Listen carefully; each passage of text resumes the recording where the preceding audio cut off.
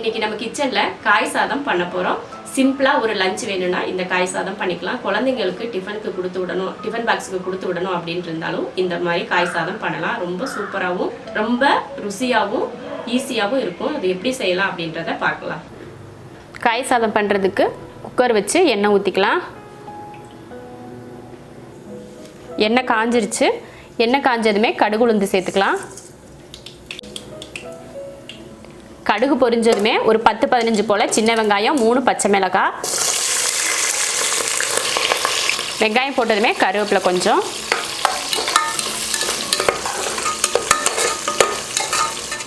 வெங்காயம் வதங்கியாச்சு. வெங்காயத்தை ரொம்ப கருகிற அளவுக்கு வதக்கக்கூடாது, இந்த அளவுக்கு வதக்கினா போதும்.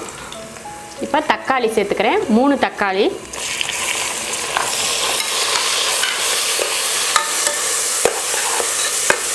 தக்காளி நல்லா வதங்கிருச்சு. அடுத்து மஞ்சத்தூள் சேர்த்துக்கலாம். சாம்பார் தூள் 2 ஸ்பூன். காய் சேர்த்துக்கலாம். இப்போது மசால் போட்டு வதங்கினதுக்கப்புறம் காய் சேர்த்துக்கலாம். கத்திரிக்காய் 2, உருளைக்கிழங்கு ஒரு சின்ன உருளைக்கிழங்கு, ஒரு கேரட்டு, ஒரு 10 பீன்ஸு, ஒரு முருங்கைக்காய். இந்த காயை இது கூட சேர்த்துடலாம்.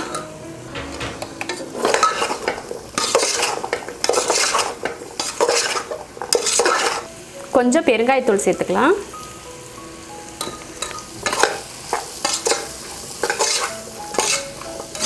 அவ்வளோதான். அரிசி சேர்த்துடலாம். இப்போது அரிசி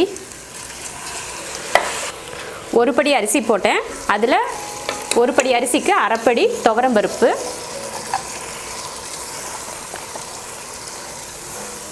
இப்போ இதை ஒன்றா மிக்ஸ் பண்ணிடலாம்.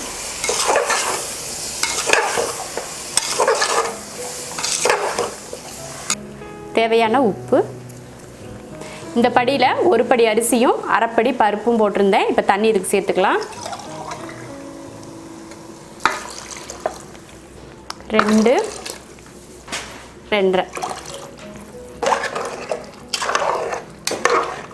ஒரு படி அரிசிக்கு 2 படி தண்ணி ஊற்றினா போதும். எக்ஸ்ட்ரா பருப்பும் காயும் வேகிறதுக்காக தான் இந்த அரைப்படி தண்ணி எக்ஸ்ட்ரா ஊற்றிருக்கேன். இதுக்கு மேலே அதிகமாக ஊற்றுனீங்கன்னா ரொம்ப கொலன்னு சாம்பார் சாதம் மாதிரி ஆயிரும். அதனால் இந்த அளவுக்கு தண்ணி தான் சாப்பாடு உதிரி உதிரியாக இருக்கிறதுக்கு கரெக்டாக இருக்கும். மசால், காய், அரிசி எல்லாம் போட்டு உப்பெல்லாம் போட்டு கரெக்டாக இருக்குது. இப்போது சும்மா மூடி வச்சிடலாம். ஒரு கொதி வந்ததுக்கப்புறம் குக்கர் நல்லா மூடி போட்டு விசில் போட்டுக்கலாம். கொதிக்கிற வரைக்கும் சும்மா மூடி வச்சிடலாம்.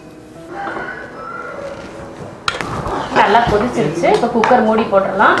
அதுக்கு முன்னாடி மல்லித்தலை கொஞ்சம் இதில் தூவிடலாம்.